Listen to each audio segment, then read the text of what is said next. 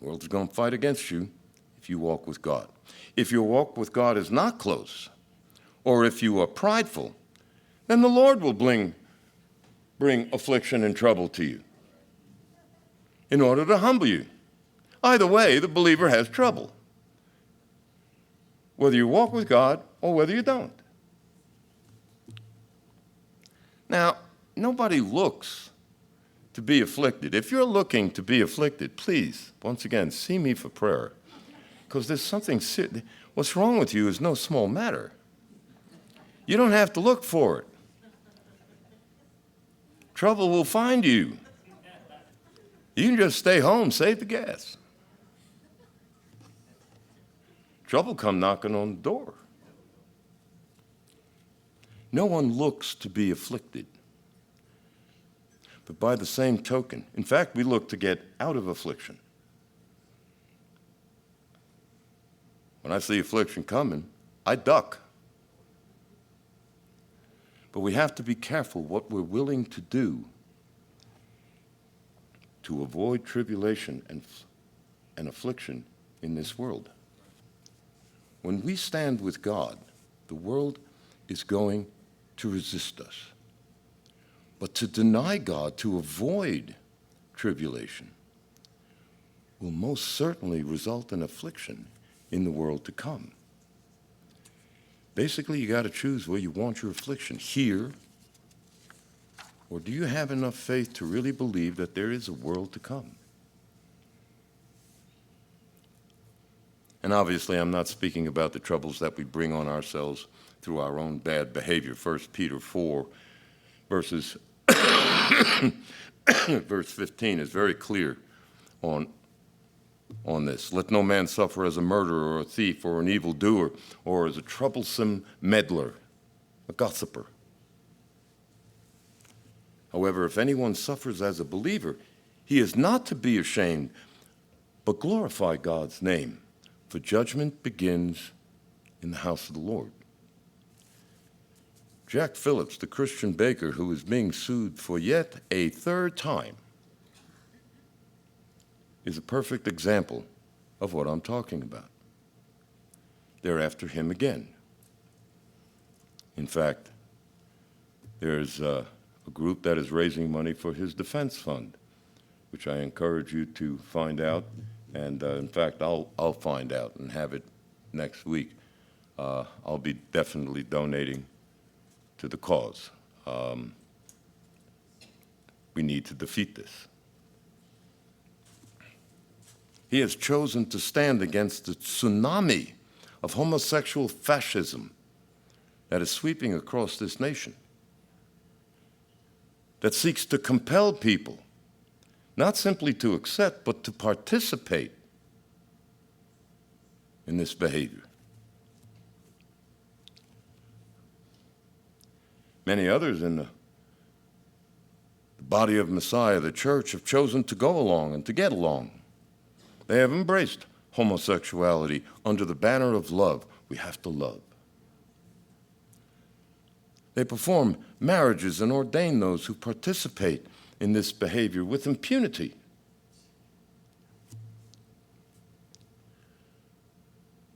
We have fallen a far piece from the standards that have been set forth in these scriptures.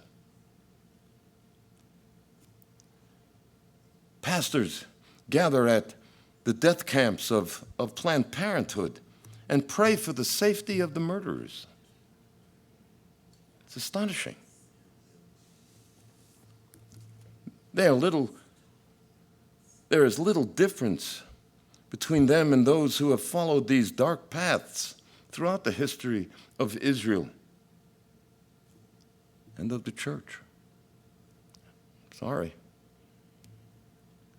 The history of God's people has not always been a bright, shining light. There have been times when we offered our children to Malach.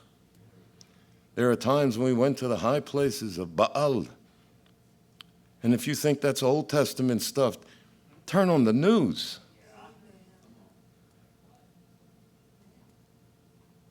The history of the church has a bit of darkness in it, too.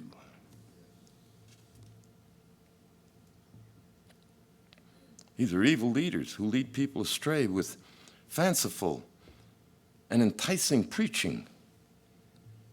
Jude describes them as those who have crept in unnoticed, snuck in stealthily. And he writes, just as Sodom and Gomorrah, they in the same way indulge in gross immorality and go after strange flesh. He describes them as clouds without water, things that block the light of the sun, yet provide no moisture to revive the soul. They're useless, pointless. They have no worth. Why are you here?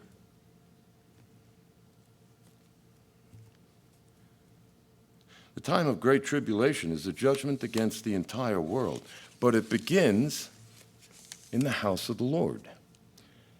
Why? We have not done our job, not been light.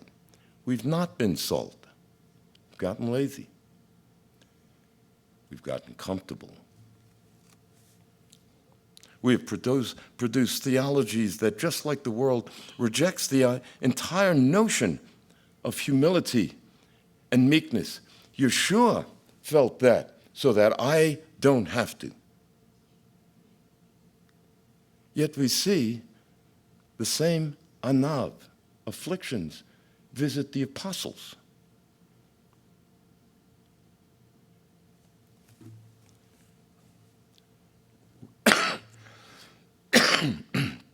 We arrogantly proclaim that wealth and fame is the evidence of God's favor. How preposterous. When the Lord said, wealth, yeah, you can still be saved, but boy, it's kind of hard.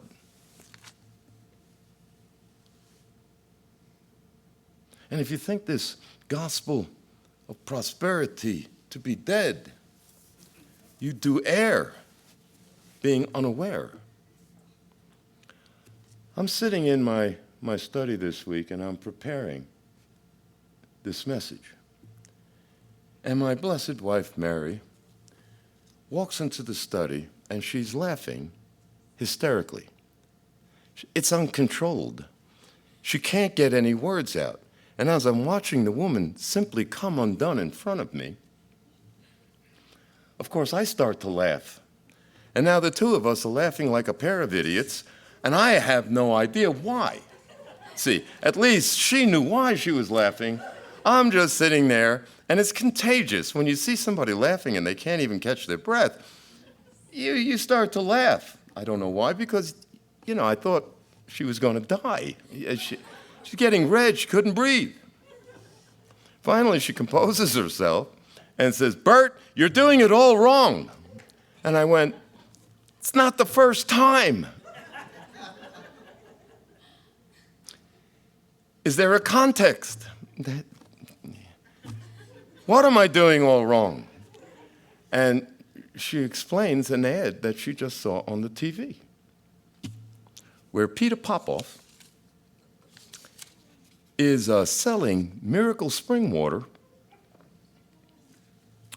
and you're supposed to take this water and sprinkle it on your checkbook, which will make your bank account grow.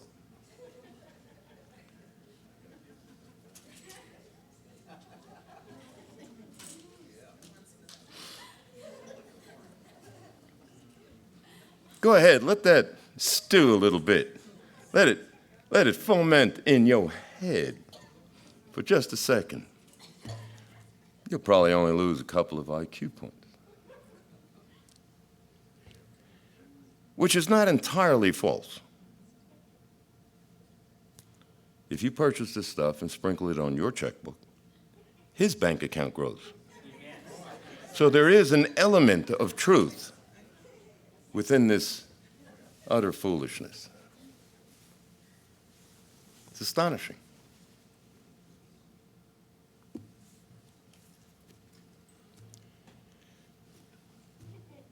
People will send in money to buy the miracle spring water.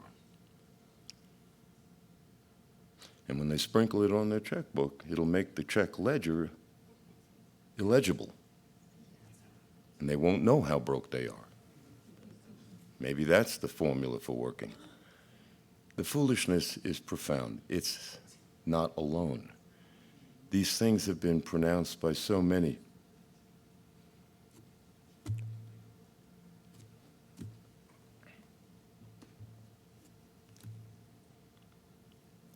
We still seek the riches of this world.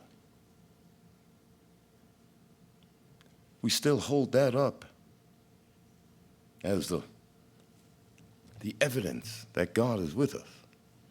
Yet if you look at the scriptures, and you look at the lives of the prophets, and you look at the lives of the apostles, and you look at the life of the Lord himself, and the one he declared to be the greatest one in his generation, Yochanan HaMakbil,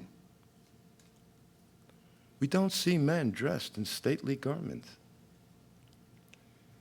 bedazzling us with their appearance.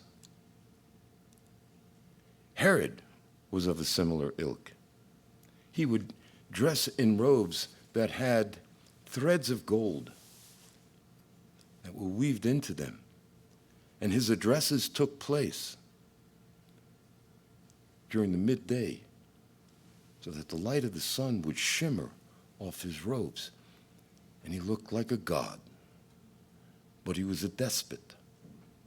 And the one that looked like the homeless man was the God. God's ways are not our ways. God's economy is not our economy. We become arrogant, proud, and there is a day of comeuppance coming. It is here. Paul's affliction kept him humble, a constant reminder that in his arrogance, he fought against God. Peter was reminded every single morning with the crowing of the cock that in his arrogance, he denied the Lord. I've been working with my young brother Jared here for the last year or so. He desperately desires to serve the Lord and hungers and thirsts for knowledge and righteousness and wisdom. And he's been preparing Bible studies for young adults study here on weekends, and I've been reviewing them to give him slightly different ways to look at the scriptures. He comes to me, shows me what he has. I said, well, try looking at it from these angles. Okay. In my desire to bless him, a couple of weeks ago, I got blessed. And the roles were reversed. The student became the teacher, and the teacher became the student. And he showed me, he revealed a new light on the Word of God, a light that flesh and blood did not reveal to him. His Father in heaven did. God is speaking 10 words, the 10 commandments, to the children of Israel at Mount Sinai. Chapter 20 of Exodus, verse 7. Lo tisa et Shem Adonai Elohecha lashava. You shall not take the Lord's name in vain. Jared pondered those few words, and God revealed much to him. The word titza, or to take, comes from the root nasa, which means to carry or to bear a weight. The word shav, translated vain, comes from the root which means to be empty, desolate, evil, useless. It's used to describe idolatry, for instance. Those who worship idols, shav, it's empty, it's useless. They don't speak, they don't hear. If we use these meanings, we have a slightly different translation. You shall not carry or bear the name of the Lord in emptiness, in an evil or a useless way. This reveals that taking the Lord's name in vain is less about speaking, because we can't do that anymore. It's not taking his title, God, in vain. It's taking his name in vain. And since no one outside of the lunatics on the internet who have hundreds of different pronunciations for the four-letter name of God revealed to them by God, apparently God is confused. Doesn't remember his own name. He's old. Happens. Obviously, I speak as a fool. We don't know how to pronounce God's name, so we can't speak that name in vain. But the commandment, if you translate it this way, is still viable. You shall not carry the name of the Lord in emptiness, in an evil way, in a useless fashion. I pondered this view of the third commandment, and of course my spirit was led to the Birchat HaKohanim, the priestly blessing in Numbers 6, where we're told that God commands Moses to speak these words over the children of Israel, that he might place the name of the Lord above them. That we would bear the name of the Lord. And we were not to bear it in an empty fashion, or an evil fashion, or a useless fashion. We were to allow the light of that name to be revealed through us.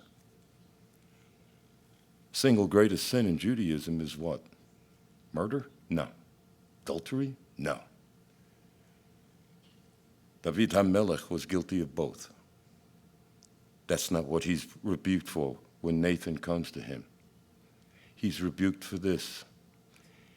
You have caused the heathen to blaspheme or speak against the name of the Lord. It's the greatest sin in Judaism. Causing the unbeliever to curse God because of your behavior. And that's why his son, his first son, is stillborn, dies. We are children of light, not darkness.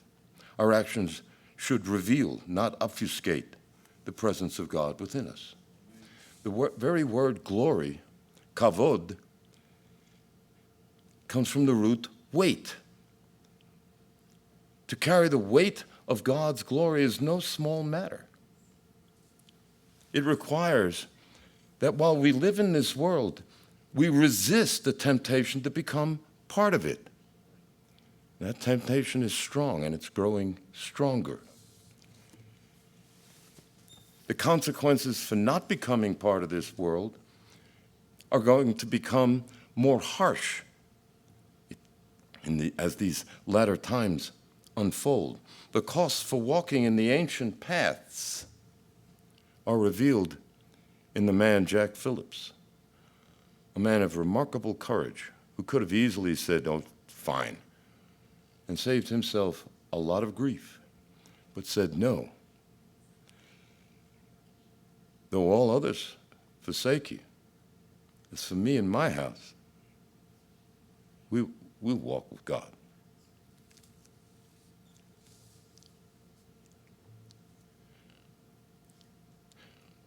What choice does the believer have?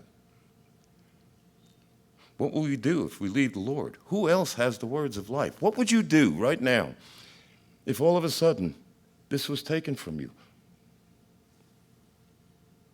I would be desperate. I would be left desolate, empty, no hope whatsoever. Who else has the words of life? I will leave you with the word of the Lord for these times. Although the Lord has given you the bread of privation, the water of oppression, he, your teacher, will no longer hide himself, but your eyes will behold your teacher, and your ears will hear a word behind you. This is the way. Walk in it whenever you turn to the right or the left. It's Isaiah 30, verses 20 and 21. Lock those words up in your heart. Seek to behold your teacher. Father, in Yeshua's name, we give praise and glory to you. And thank you that you have not left or abandoned us, that we know in times of trouble you will appear to us and you will whisper, this is the way, walk in it. Imbibe us with your Holy Spirit, that we might understand the wisdom of your word and have the strength to walk in it. In Yeshua's name, amen.